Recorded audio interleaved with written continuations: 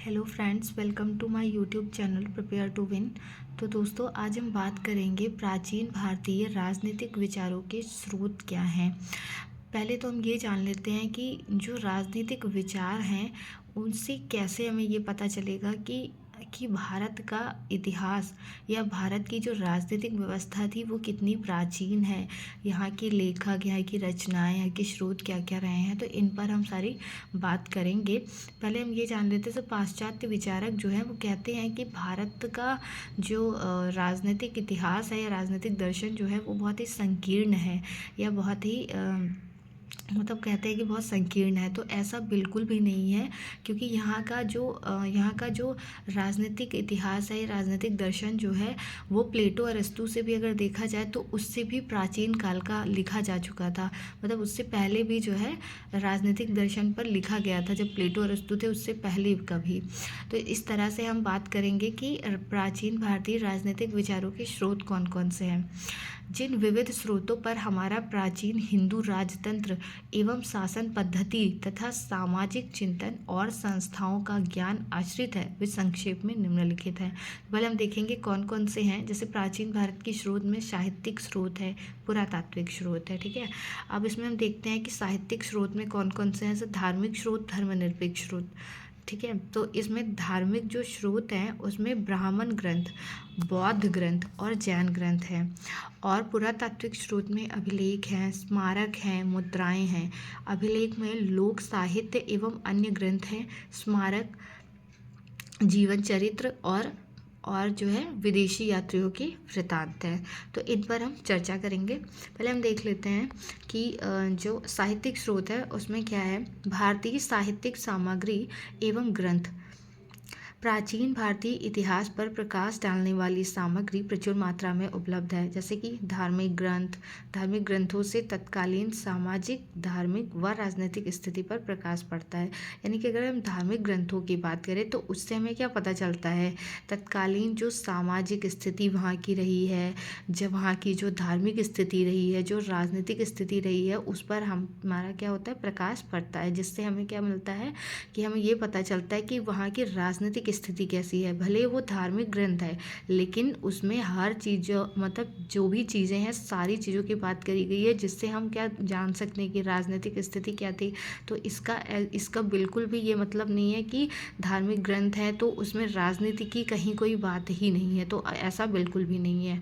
फिर वैसे ही हम देखते हैं कि जो ब्राह्मण ग्रंथ हैं उसमें कौन कौन से हैं। ब्राह्मण ग्रंथ में प्राचीन भारतीय इतिहास पर प्रकाश डालने वाले ब्राह्मण धर्म से संबंधित अनेक ग्रंथ हैं, जिसमें से प्रमुख निम्नलिखित है। जैसे वेद हो गए, ब्राह्मण हो गए एवं उपनिषद हो गए, महाकाव्य हो गए, पुराण हो गए, स्मृतियाँ हो गई।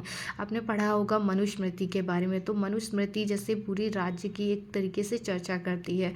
पुराणों में जैसे जो है पुराण के बारे में, महाकाव्य और ये उपनिषद, ये सब में जो है ऐसा बिल्कुल भी नहीं है कि सिर्फ धार्मिक धर्म से रिलेटेड इसमें चीज़ें बताई गई हैं। इसमें समाज वहाँ का क्या था, संस्कृति कैसी थी, लोग कैसे रहते थे और वहाँ पे शासन व्यवस्था कैसी थी, ये सब चीज़ें हमें इनसे पता चलती हैं। तो इस वजह से ऐसा बिल्कुल भी नहीं कहा जा सकता है कि जो हमारा राजनीतिक इतिहास है वो संकीर्ण है या बहुत ही पिछड़ा है, ऐसा बिल्कुल नहीं है। फिर वैसे ही हम देखते हैं कि बौद्ध ग्रंथ क्या है। बौद्ध ग्रंथ से हमें क्या क्या जानकारी मिलती है, इसके बारे में भी हम पढ़ते हैं। बौद्ध साहित्य का विशिष्ट महत्व है, ठीक है। प्राचीन बौद्ध ग्रंथ त्रिपिटक है। अगर देखा जाए तो जो प्राचीन बौद्ध ग्रंथ है उसमें त्रिपिटक है। त्रिपिटक में आपने पढ़ा होगा सुक पिटक, अभिधम्म पिटक और विनय पिटक। इसमें जैसे हर उसमें अलग अलग तरीके से चर्चा की गई है। वैसे त्रिपिटक में ईसा से पूर्व की शताब्दियों में भारत की सामाजिक और राजनीतिक व धार्मिक जीवन पर पर्याप्त प्रकाश डाला गया है। यानी कि जो त्रिपिटक में ईसा से पूर्व की शताब्दी है, ठीक है। ईसा पूर्व मतलब समझ रहे होंगे जो ईसा मसीह के जन्म से पहले की जो है उससे रिलेटेड जो बातें हैं उस पर चर्चा की गई। जो वहाँ की उस समय की भारत की जो सामाजिक स्थिति थी, राजनीतिक स्थिति थी, धार्मिक स्थिति थी, या वहाँ का जीवन कैसा था, उस पर पर्याप्त प्रकाश पड़ता है, ठीक है। इसी प्रकार से दीपवंश तथा महावंश नामक 2 पाली ग्रंथों में मौर्यकालीन इतिहास के विषय में सूचना मिलती है। यानी कि अगर हम दीपवंश और महावंश नामक जो 2 पाली ग्रंथ हैं, इनसे भी हमें मौर्यकालीन इतिहास के विषय में सूचना मिलती है। और आपको पता ही होगा मौर्य वंश अगर आपने पढ़ा होगा तो वहाँ के जो राजा थे चंद्रगुप्त मौर्य, वो भी एक तरीके से राजतंत्र शासन व्यवस्था स्थापित थी। तो हमें उससे पता चलता है कि किस प्रकार से उस समय भी राजनीतिक इतिहास के बारे में हमें पता चलता है। ठीक है, वैसे ही फिर पाली भाषा का एक अन्य ग्रंथ है नागसेन द्वारा रचित मिलिंद पन्हो, जिससे हिंद यवन शासक मिनांडर के विषय में सूचना मिलती है। आपने पढ़ा होगा जो यूनानियों में शासक थे, यूनान के शासक जो थे मिनांडर, वो क्या होते हैं, यहाँ आते हैं। नागसेन जो राजा रहते हैं उनके समय में, और ये बुद्ध धर्म को जो है अपना लेते हैं। तो इनके बीच में भी क्या होता है कि राजनीतिक इतिहास के बारे में हमें जानकारी मिलती है, क्योंकि ये दूसरे राज्य के दूसरे देश से आए हुए रहते हैं, अफगानिस्तान से शायद आते हैं और भारत में आकर के आक्रमण करते हैं।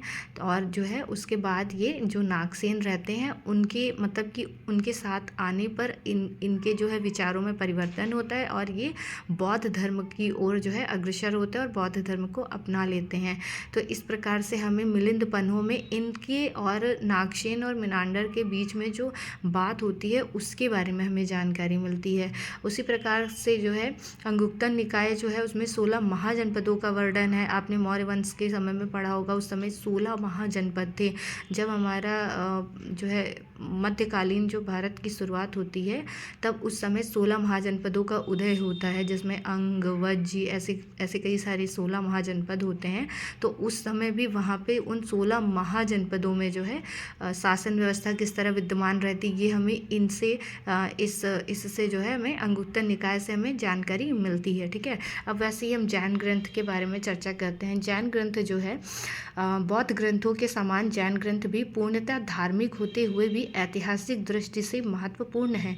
जैन ग्रंथ में भद्रबाहु चरित, परिशिष्ट पर्व, पुण्याश्रव, कथा, कोश, लोक विभाग आदि प्रमुख हैं। ठीक है, जैन साहित्य से तत्कालीन भारत के राजतंत्रों एवं गणतंत्र पर व्यापक प्रकाश पड़ता है। अगर हम जैन साहित्य पढ़े तो उससे तत्कालीन जो उस समय का यानी कि जो राजतंत्र व्यवस्था थी और जो गणतंत्र मतलब जनता का शासन, राजतंत्र मतलब राजा का शासन, वो उस समय जो भी व्यवस्था थी उस पर भी हमें, अगर हम जैन साहित्य पढ़ते तो हमें उस पर उसके बारे में उस समय की व्यवस्था के बारे में हमें पता चलता है। ठीक है, इसके अंतर्गत जैन साहित्य के अंतर्गत रचित सर्वाधिक महत्वपूर्ण ग्रंथ है हेमचंद्र द्वारा लिखित परिशिष्ट पर्व, यानी कि ये सर्वाधिक महत्वपूर्ण जो है ग्रंथ है। ठीक है, अब ऐसे ही देखते हैं विदेशी स्रोत। विदेशी स्रोतों से भी हमें कुछ मामलों में जानकारी प्राप्त होती है कि किस प्रकार से उस समय की राजनीतिक स्थिति थी, क्योंकि जो विदेशी यात्री थे अलग अलग देशों से जो भारत की यात्रा पे आए हुए थे, जिन्होंने भारत को जाना समझा, तो उन्होंने क्या बताया तो उसके बारे में हम देखते हैं। समय समय पर अनेक विदेशी विद्वानों ने भारत की यात्रा की और अपने संस्मरण लिखे, यानी कि जो उनकी रचनाएं थी उन्हें उन्होंने लिखा। संस्मरण तत्कालीन सामाजिक एवं राजनीतिक स्थिति को समझने में अत्यंत उपयोगी साबित हुए हैं। यानी कि अगर हम देखें कि उनकी जो रचनाएं लिखी गई थी वो उस समय की सामाजिक और राजनीतिक स्थिति को समझने में बहुत ही उपयोगी साबित हुए हैं। मुसलमान यात्री जैसे अल-बरूनी आया था, तहकीके हिंद की रचना उसने की, जिससे भारत के विषय में विस्तृत जानकारी मिलती है। यानी कि जो मुसलमान यात्री था अल-बरूनी, उसकी रचना है एक तहकीके हिंद।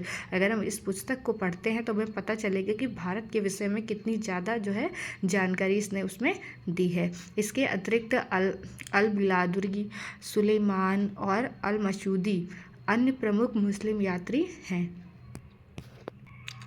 इसी प्रकार से अब हम देखते हैं पुरातात्विक स्रोत। पुरातात्विक स्रोतों से हमें बहुत कुछ जानकारी मिलती है और इसकी जो हमें जानकारी प्राप्त होती है उसे हम गलत एक तरीके से नहीं मान सकते या हम उसे झुठला नहीं सकते, कि क्योंकि जो साहित्यिक स्रोत होते हैं कई बार ऐसा हो सकता है कि जिसने उसकी रचना करी है, जिसने उसके बारे में लिखा है या बताया है, कई बार हो सकता हो कि वो उसकी कल्पना हो या उसने कुछ उसे बढ़ा चढ़ा के बता दिया हो या उसमें कुछ फेरबदल कर दिया हो, लेकिन जो पुरातात्विक स्रोत हैं इनमें कभी परिवर्तन नहीं हो पाता, ये हमें जैसे मिले हुए रहते हैं वो वैसे ही रहते हैं।